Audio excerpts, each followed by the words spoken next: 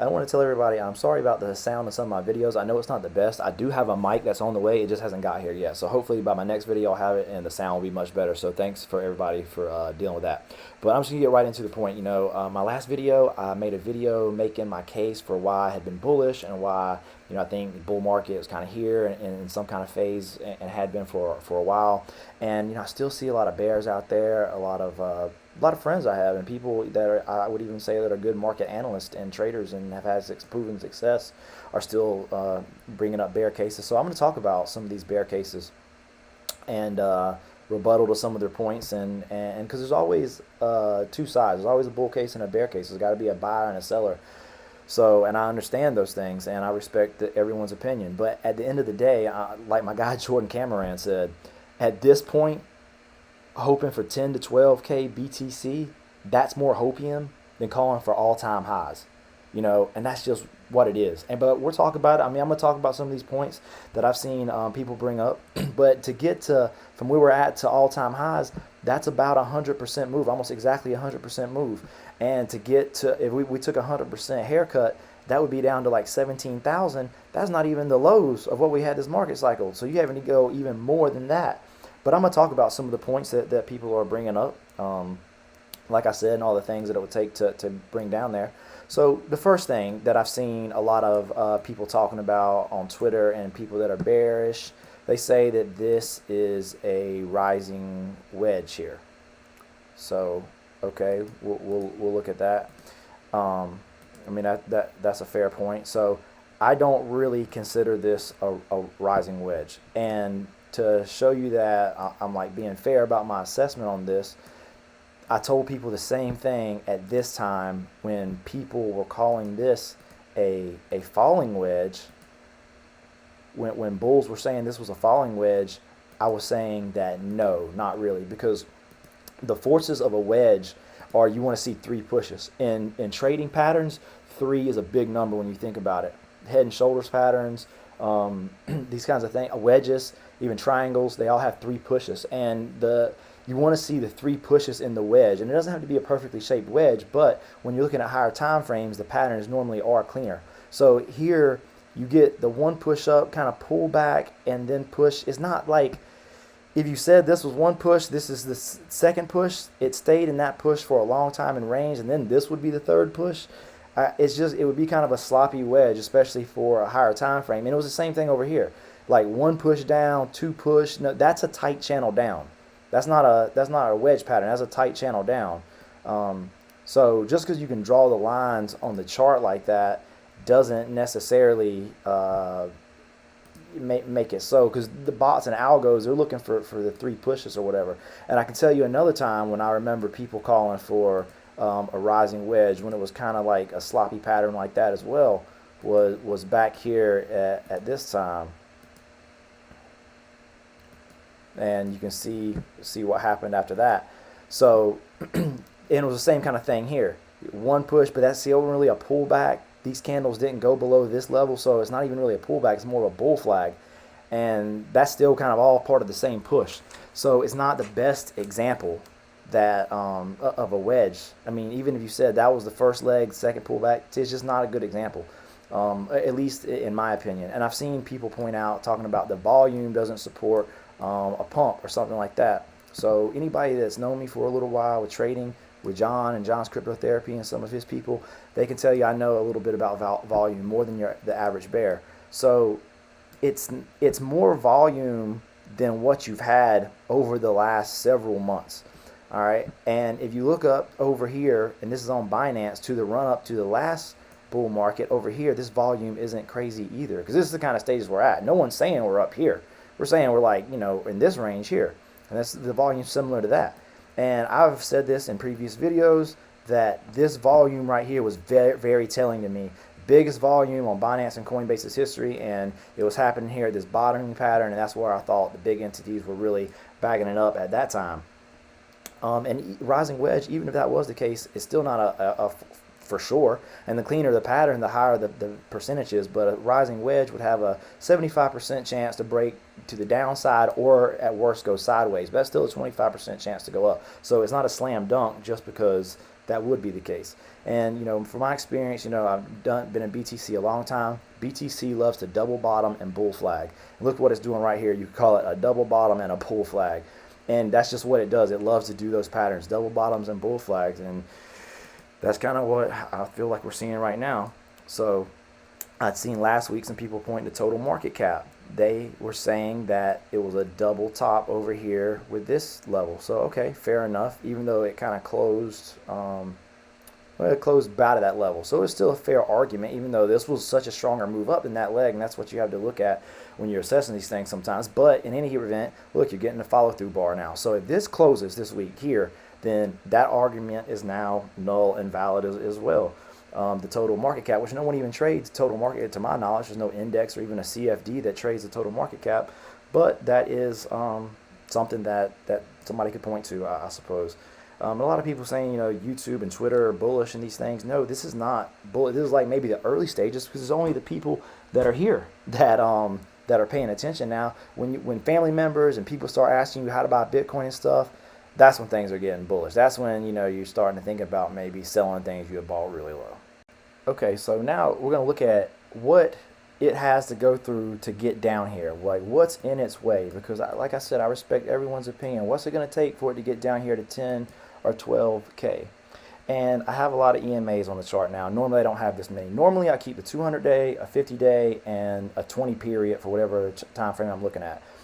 So, generally speaking, because there's a lot of EMAs out there, and a lot of people refer to a lot of different ones, but generally speaking, a 50 and a 200, like the daily and the weekly, those are ones that people look at for like kind of bigger time frames. And 20 is one that a lot of traders look at as kind of like a reference to general price for that time frame. So anyway, in any event, this is all on here. The 50 day, the 50 week, the 200 week, the 200 day, whatever major moving average that your favorite whale or YouTuber has pointed to in videos in the past and been successful, it's over all of it. And each one of these has its own support. And I'm not saying each one is a level within itself, but it's what's called dynamic support and resistance. Trend lines, EMAs, things that move like that.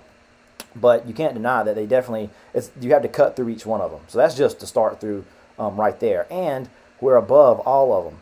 And look, they're kind of tight all there. Let's see how it looks kind of sloppy. Well, let's look at when they've been tight in the past, because it's kind of like Bollinger Bands. Right here, right before a big breakout.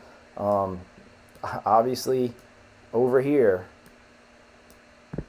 if the screen would move. Over here, it was real tight, and then as it broke up above it, and the price, like, I'd say like here, that's kind of similar to how it looks over here. So there's each one of those EMAs that it has to break up. So what about trend lines when we're talking about dynamic support and resistance? So I seen somebody draw something like this. They say, well, actually it's in a down channel, because this is what we're getting. Okay, well, fair enough. I mean, that kind of makes a little bit of sense on the chart, but here's the problem with it. It's kind of the same kind of thing that I was talking about with the wedge pattern earlier. It's not really, you're kind of making this line over here, like a trend line needs to have 3 touches.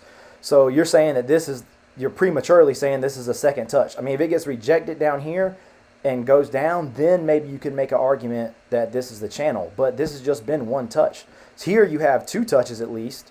You could even make or 3 touches, and that was the trend line. I mean, that's definitely, that was a trend line channel down here, but that doesn't mean it's going to come back down here and touch this channel. I mean, it's a down, even if you said that it was a channel in some way through here, there's a trend line you could have drawn through here, and there's a trend line you could have drawn down through here. And those were more of the trend lines that I was seeing it to break out of, because I don't even say if it breaks through this is a trend line, because I don't really consider that a trend line so much, to be honest with you. And when we look at the structure, the market structure, and this is one reason why, and I put it in that last video, I tweeted back in January that I thought it was a possibility when we got this candle right here, and then now this one especially this one, when we got the follow-through candle here, that's when I said we can go up to $50,000 here, because the market structure over here to the left is weak. This was the only major swing high, and that was not very strong with 25K. And this is what I'm talking about. When the market goes down fast like this, it doesn't create a whole lot of structure for it to break through on the way back up. Because on the way over here, it was the same thing. It just raced up like through the 40K. Bitcoin doesn't have a lot of price history in 40K. So don't expect 40K to be somewhere that it likes to hang around. It had built up a lot of price history at 20K when it had made the all-time high from the previous bull market. Obviously, there was a lot of volume there when it was at 20K. So 20K is a very strong level for Bitcoin. So, you know, first and foremost, for it to get down to the levels we're talking about in this video, that it would have to break 20K, which is a very strong level because that price history goes back a long ways. And then with a little summer mini bear market we had back then, I remember this back in 2021, where people were kind of like, was the bull market over? Are we going to go back up? And we did go back up, but we built the same price history here around 34K. And the same thing where we kind of stalled in the bull market on the first leg up, and some people thought it sold a lot here, and you know there was a leg up because this was almost, we did get up to double the all-time high here at 40,000. So some people were selling here, but then we had that leg up, and that's when the real blow-off top for alts and everything were. But anyway, the point is, there was a lot of price action history here, a lot here. When we came back down after the bull market and it was ranging, kind of decide, are we going to go up again? And we ultimately didn't. It was this same kind of price level here. So Bitcoin, this level right in through here, this is a level that there has been a lot of price action at, and it's not just a gimme for Bitcoin to get through there. But it's been ranging price action. So I think ultimately that it's going to want to reach up here for this swing high. But for it to come back down, and this is kind of my point of the video, that there's not a ton of serious market structure, but there is a level here where a lot of volume has occurred. But there's not a whole lot of swing highs and swing lows like that to get over here. And I've said this once this candle closed over here for a while, or I think it was this one, that this wasn't, like on the weekly, I wouldn't really consider this a major swing high. And once we took that out, that really there was nothing, you know, on a major time frames holding us back to getting back up here in the 40s. But for it to come back now, it's got to break this level in the 30s, like 32 to 26, all the way in there. There's been a lot of price action history for Bitcoin at that level, and there was a lot of price action. If we stay in that range for a long time, so it would have to go back through that, back through 32, back through 30, back through 26, and 25. That wasn't a very strong level. Like on the way down, when some people thought we might stop at 25, like because it didn't spend very much time at 25 on the way up. So there wasn't a big reason to think it would spend too much time at 25 on the way down, unless just because it was a round number, is a number to kind of look to. But we've made 25 kind of a level because it's came back and touched that twice, I believe, over here. So it would have to get through 25. Then 23, which is a huge liquidity pool there. And then it would have to get through 20, and then we'd have to get through the lows, all those kinds of things. And what's going to push it down, because we had 4 exchanges fall, including the second biggest exchange in the world, in FTX, but you also had Celsius, BlockFi, and Voyager. You had all those exchanges fall, and a top 10 crypto project in Luna, and people lose so many funds in that. So all these events that people, I guess, are still kind of calling for, like calling for Binance and Michael Saylor and these things, I don't know, I just feel those kind of things already have happened. And there's no court cases pending, no major ones. I talked about that last video, so that's not somewhere that that bears can point to so much at this point. And I know what some people watching the video thinking, the macro. Well, I haven't forgotten about that, and we are going to talk about that in a minute. But let's talk about some indicators, because I don't really look at indicators too much. I'm a naked chart trader, but I know how to use indicators for sure. So let's look at MACD, and like I said, we're here on the weekly. So the MACD line above the signal line, that's the blue line. That's what you want to see. It's above the 0 line, and it's going up sharply. One person I saw pointed to say this was like a volume divergence and drew a trend line here saying it was sloping down. Well, if you're using that, you're using this high over here, so price is sloping down too. So that doesn't really count in my opinion either. So this MACD is flipping bullish, and this is on a weekly time frame. Let's look at the monthly too. Let's see what the monthly MACD says. Okay, so it's below the zero line, but it is flipped bullish. It's over the signal line and going up, and I think it may, yeah, it's over the zero line now. So that's like the early stages of the monthly being bullish. So let's look at, let's say RSI. Let's see what RSI says.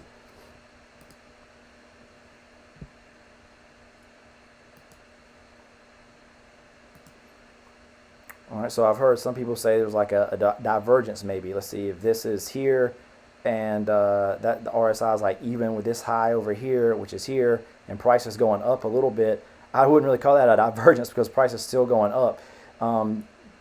It's RSI divergences. I'm not saying they don't work, but you got to be careful because price can still, it can be a divergence, but price still keeps going up, and eventually when you look back, it wasn't a divergence. And on the weekly, the RSI is at 70. So that's when you look at bull market stuff over here, it gets up in the 90s. Like I wouldn't be looking to sell, if you're looking to sell in the bull market, I wouldn't be looking to sell till the RSI gets in the 90s. If that's your strategy and you're trying to hold and sell at top of the bull market. But the RSI on the weekly is 70, and that's not bear market kind of numbers. And like I said, we're looking at higher time frames here. So I don't really consider anything on the RSI as any kind of divergence at this point. And the number that it's at is bullish, a bullish number, but not anything that's oversold. So Ichimoku cloud, and this is probably the best indicator if you wanted to use an indicator to trade. So you have the cloud turn green, you have price above the cloud, you have the Cajun sin line going up. I know it's kind of hard to see in here because there's all these EMAs and stuff, but you do. I think the lagging indicator over here is about even. Yep, right there. That's about even with price. Some people say you want price above that, but I mean, you have almost all the conditions that you want to see on the Ichimoku cloud met. And even in the early stages, like price is just breaking above the cloud, but with good candles, and the cloud just turned green not too long ago. So a lot of these higher time frames, they're just starting to turn bullish. And I didn't look at the monthly RSI. I don't really want to go back to it now, but I remember looking at that. That was if you compared it to like previous market cycles, the low levels we saw on the RSI on the monthly hadn't even been seen. So, and now we're above 50 on the RSI on the monthly. With the macro, I saw this guy on YouTube. I read this article and blah, blah, blah. And, when it comes to news and things that you listen to like that, you have to pick and choose at the end of the day because not all news is manipulation, and you have to pick and choose what you listen to. But this is a chart right here that compares the stock market to Bitcoin. And once again, we're still on the weekly. Looks like a big downtrend to me. Like Bitcoin is gaining on the stock market. So I don't know why. And the thing about when I look at this chart, what you see here, it's called a small pullback bear trend until that. And you have the same thing going on right here. And you can have this, think of it the other way, of a bull trend. And what I could potentially see for Bitcoin is it having a small pullback bull trend up. And what it is, it's like the trend of death, because it never gives you a really good place to entry if you're not already in the market and the candles are kind of small and you keep thinking, well, the move's going to exhaust itself, and it doesn't. And while I'm talking over here, Bitcoin's pumping over 35, and up, pumping into the daily close. So this chart that directly compares the stock market to Bitcoin is in a downtrend. So when it comes to just news things, because people talk about the macro and recessions and stuff like that, well, here you go. Just like a day or two ago, Treasury to borrow $776 billion in the final 3 months of the year. So they're gearing up to borrow money. And I'm not going to read through this whole article or whatever, but basically the Treasury's going to borrow money, and the way these things work is they sell the bonds, and there's low demand for the bonds have been awful investments. There's definitely low demands for bonds. If you search that, there's a lot of articles about that. So, and the point of all this is that, yeah, the crash will come once nobody buys the bonds back, but they're still going to borrow, and it's going into an election year. They're not going to let the United States government fail. So they're going to turn the money printers back on, and I talked about that graphic that a lot of bears point to about recession rates and the recession and the bottoms of the market. So all that kind of still adds up with that all these things, a crash and recession or bad things would still happen, but that it just wouldn't happen right now, and that you could still fit a Bitcoin bull run in there at some point. So, you know, I know some people, bears, watching this video and stuff like that, and be like, "Oh, this guy's gonna get wrecked," and anybody listens to him, he's gonna find out when the market just dumps on his head.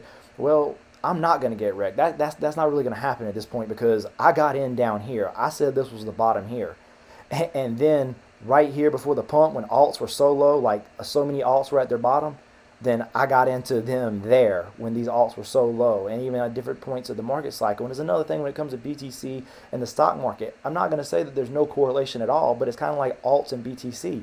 There's a correlation, but it's not a one-to-one. All these major alts, they did not make their low at the same time as BTC. Most of them did not at all. Not very many made their lows on these two nights right here when BTC fell down in the 15s. Alts made their lows at different times. So there's a correlation, but it's never a one-to-one correlation. So, and also I was paying attention the whole bear market. I was looking for new projects. That's why I got into games for a living, playable games right from the start. I've been DCAing good projects at the bottom of their macro ranges, looking at either even larger caps, thinking the ones that would be strong this time. Link, you know, I had a good amount of Solana. I'd had that put away and staked. I bought a bit when it was $8 and everyone was fudding it. You know, paying attention during all that time is paying off now, and that's why I'm in tune with the market. And I'm somebody that's in crypto. Some of these other that I've been in crypto for a long time, and I never left. I've paid attention to it the whole bear market, and I've been through bull markets and bear markets. And some of these other people may be good at stock and forex and things like that. And it's not that technical analysis doesn't work in all assets, but there is specific things that you have to look at. And I'm getting a lot of even DMs from bears saying, like, I don't know, it's almost like they're trying to talk me out of my analysis. Like, don't worry about saving me, because I got it. If it goes down this low, like all these things I pointed to get out, I can get out if I want to. So don't worry, I'm not going to get wrecked. But I think in some way, shape, or form, they're almost like trying to be like, for me to change my stance and be like, yeah, because I have been very accurate these market cycles. And to show you I'm not biased, because I'm going to save you some YouTuber hype. If the ETF gets approved, you're going to see, like, compared to the gold ETF and how it surged 350% after the ETF approval. That will not happen with Bitcoin, and I'm going to tell you why. It's not a one-to-one comparison as when the ETF for gold got approved. Because at that time, if you wanted access to gold, most people in the world, you had to buy physical gold. And that was kind of hard to do for a lot of people. And now, if you want Bitcoin, you can get Bitcoin. You know, people don't have that same kind of problem, so do not expect that same. It is not the same thing at all. However, what it is doing is tapping into the biggest liquid market that's out there, the United States institutional market. And people start putting, I think, you know, what you can expect to see, these bigger funds that have the ETFs, they'll offer a couple percent in 401ks and RIA. That's what it's all about. It's not going to be this flood of money like it was with gold. It'll be a flood of money, or it should be. I hope it will be, but it's not going to be anything with gold. And that's why I'm telling you that right now, because I'm not biased about what you know. I'm not saying it's gonna go to $1 million and all these things. I certainly try to look at both sides of the equation, and I think we're in the early stages of the bull market right now. This is like when you start the ascent, and I think we will get a pullback. To what level, I don't know. I've been saying for a little while now, I still think that there's more up to go. And as I've been doing this video, the price has been going up. So, you know, we'll see how, if we get follow through on this weekly, and it closes a green candle, especially above last week's, then it's just another another argument taken away from the bears. So anyway, I hope everybody got something out of that, and I appreciate anybody who tuned in to the end. Thanks. Later.